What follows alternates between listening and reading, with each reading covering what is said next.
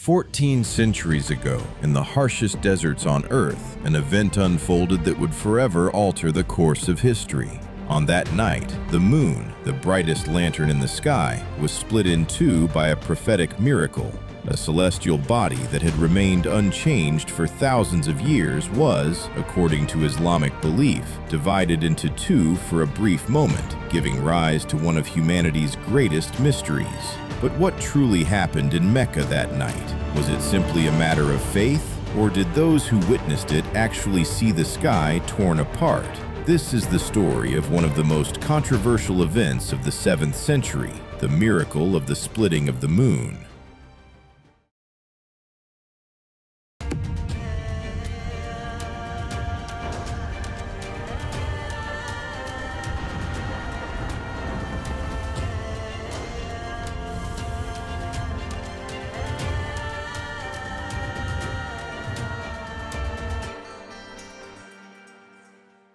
At the time, Mecca was far more than a desert settlement. It was a strategic crossroads at the heart of the Arabian Peninsula, where north met south and trade routes converged. Caravans from Damascus halted here. Goods from Yemen passed through its markets. The spice routes of the Indian Ocean all converged within this city. Mecca had mastered the advantage of its geography. At the center of this vast network stood the Quraysh tribe, the undisputed rulers of Mecca's economy and politics. They controlled the caravans, they defined the routes, they managed alliances across Arabia, and above all, at the heart of their power stood the Kaaba. Yet the Kaaba was not just a place of worship. It was surrounded by 360 idols, each belonging to a different tribe. Lat, Uzza, Manat, the greatest deities of their time. By hosting these idols, the Quraysh bound the tribes of Arabia to Mecca. Every year, during pilgrimage season, thousands journeyed across the desert, coming not only to worship, but to trade. The Kaaba had become both a spiritual and economic epicenter, and whoever controlled it controlled Arabia. Beneath this system lay the rigid structure of tribal society. In pre-Islamic Arabia, the age of ignorance, a person's worth was defined by a single question: which tribe do you belong to? If you were born into a noble tribe, you were protected. If you belonged to a powerful family, opportunity followed you. But if you had no tribe, you had no protection. And at the very bottom of this hierarchy, almost invisible, were the slaves. They were not seen as individuals, but as property, bought and sold in the markets of Arabia, without rights, without protection, without a voice. Another harsh reality of the age of ignorance was the practice of burying infant girls alive. In some tribes, the birth of a daughter was seen as a source of shame for the family. This practice became so widespread that it was addressed directly in the Quran. In Surah At-Takwir, a haunting question is posed. When the girl who was buried alive is asked for what sin she was killed, what answer will be given? This verse stands as a powerful reflection of the social structure of that time. Blood feuds were another unchanging truth of this society. If a member of one tribe was killed, retaliation was inevitable, and this cycle of vengeance could last for generations. One of the most well-known examples was the Battle of Bu'af between the Aus and Khazraj tribes, a prolonged conflict that claimed thousands of lives over the years. It was within such a world that in the year 610 CE, a man from one of Mecca's most respected families descended from a cave on Mount Hira, carrying a message the world had never heard before. God is one. Idols hold no power, and I am his messenger. That man was Prophet Muhammad. Until that moment, he had been known in Mecca as Al-Amin, the trustworthy. He was recognized for his honesty in trade and had earned deep respect within society over 40 years. But then came a night that changed everything. With the first revelation, Muhammad began to share his message. In the early years, this call was limited to a small circle. His wife Khadija, his cousin Ali, and his close friend Abu Bakr were among the first to believe. But after 3 years, a new revelation commanded him to proclaim the message openly, and from that moment on, the balance in Mecca began to shift. Because this message was far more than a simple religious debate for the Quraysh. To declare that God is one meant rendering all 360 idols in the Kaaba meaningless, and if those idols lost their power, the pilgrimage would lose its purpose, trade would suffer, and the Quraysh would lose their economic and political dominance. To them, this was not just a belief, it was an existential threat. At first, their response was ridicule. They called Muhammad a poet, a soothsayer, even a madman. But the message continued to spread, and so they turned to systematic oppression. At the center of this campaign stood one man, Abu Jahl. Known as Amr ibn Hisham, he was one of the most powerful figures of the Quraysh. Intelligent, eloquent, and deeply influential within his tribe, he became one of the chief architects of persecution against the Muslims. He exposed enslaved converts to their masters, severed trade connections, and fueled social isolation, turning pressure into a weapon. Abu Lahab stood in a different position. He was the Prophet Muhammad's own uncle, yet this bond of kinship did nothing to soften his hostility.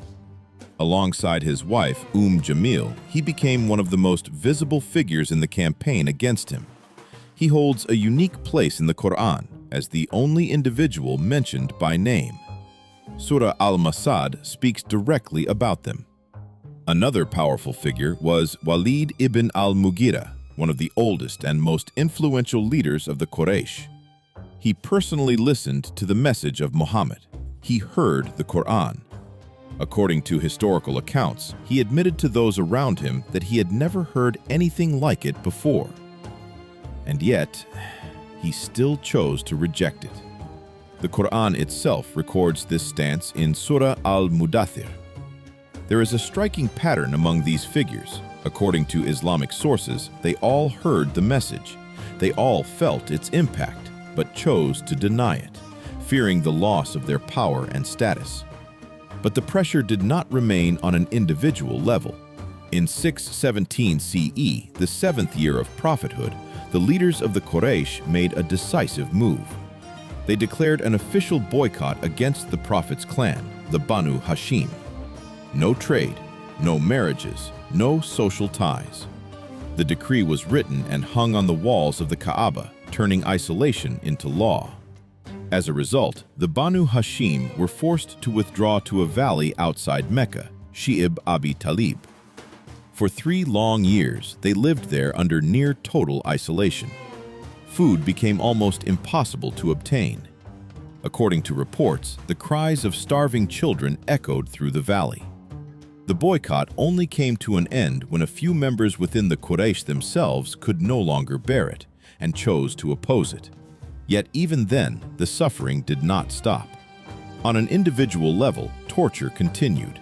Bilal al-Habashi, an Abyssinian slave, was among those who endured it.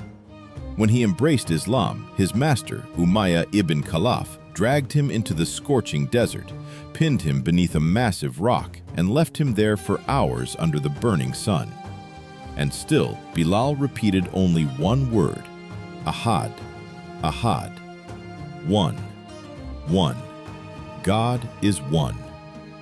The family of Yasir faced similar brutality. Sumayya, his wife, became the first martyr in Islamic history, killed as a result of Abu Jahl's attack. As the oppression intensified, the Prophet made a strategic decision.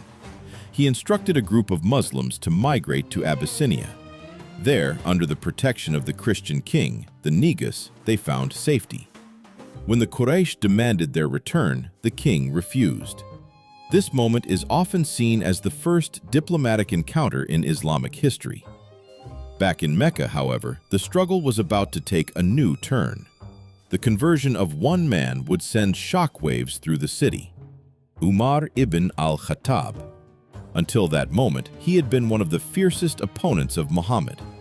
Known for his strength, his authority, and his unyielding nature, his acceptance of Islam shook the Quraysh to their core. But when neither words nor pressure could stop the message, the Quraysh sought another path. If Muhammad truly was the messenger of God, they demanded proof, something visible, undeniable, something no one could reject. And that demand would open the door to one of the most mysterious nights in history.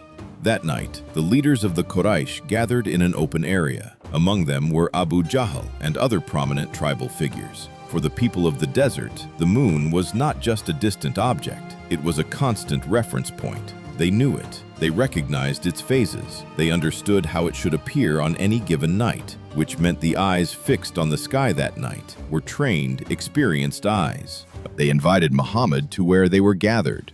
One of them stood up and said, "If you are truly a prophet, then split the moon in two." In response, Muhammad raised his hand toward the sky. At that moment, by the permission of God, the moon was split into two. According to hadith sources, several companions, including Abdullah ibn Mas'ud, personally witnessed what happened. Ibn Mas'ud would recount this event many times later in his life. The narration describes the moon splitting into two distinct parts, between Mount Hira and the area of Quba. The two halves separated clearly, visible at the same moment to those present, and then, just as suddenly, they came back together. This account is recorded in some of the most authentic hadith collections, including Sahih al-Bukhari and Sahih Muslim.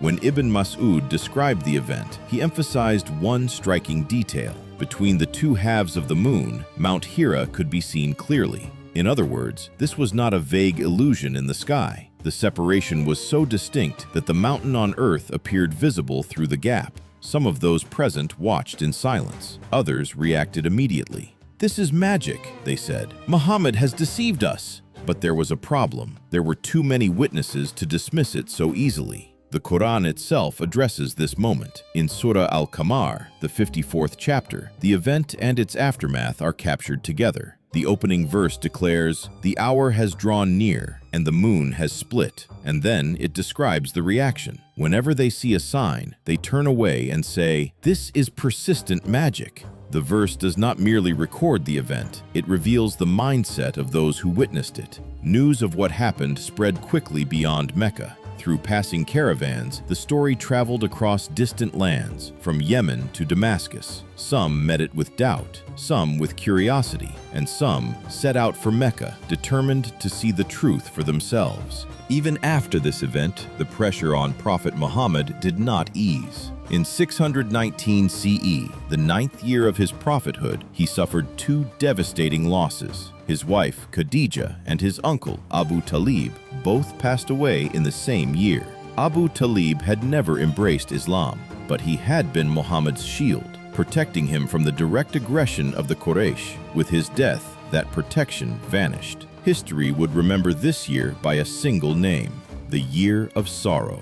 Just 3 years later, in 622 CE, Muhammad and his followers made a decisive move. They migrated from Mecca to Medina. This migration, known as the Hijra, became one of the most defining turning points in Islamic history. So significant, in fact, that the Islamic calendar itself begins from this moment. The miracle of the splitting of the moon took place in the very heart of this turbulent period. According to Islamic sources, it occurred amid 13 years of struggle, countless acts of torture, and relentless threats. For the Muslims, it was a clear and undeniable sign, affirming the truth of the message they carried. But for the Quraysh, it was something else entirely, a moment they could not fully explain, a reality they could not easily deny. To reject it was difficult, but to accept it was even harder. Among those who witnessed the event were figures like Walid ibn al-Mughira and Abu Jahl. Years later, both would fall in the Battle of Badr,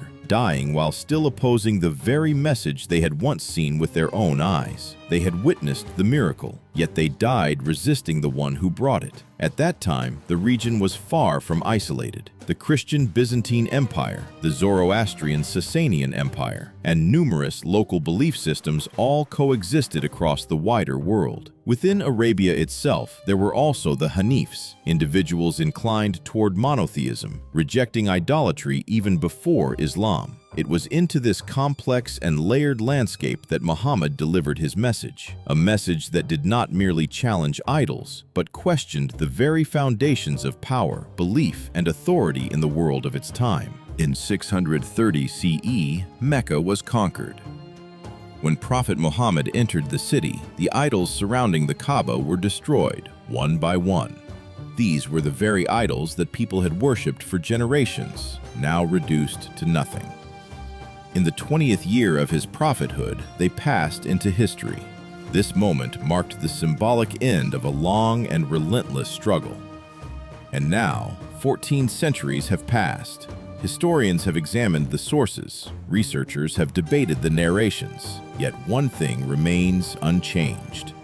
According to the accounts, the people who looked up at the same sky that night witnessed the same event and made completely different choices, because seeing and believing were never the same. The moon was split that night, but the true division described in those narrations was not in the sky. It was in the hearts of those who witnessed it. And to this day, the question remains,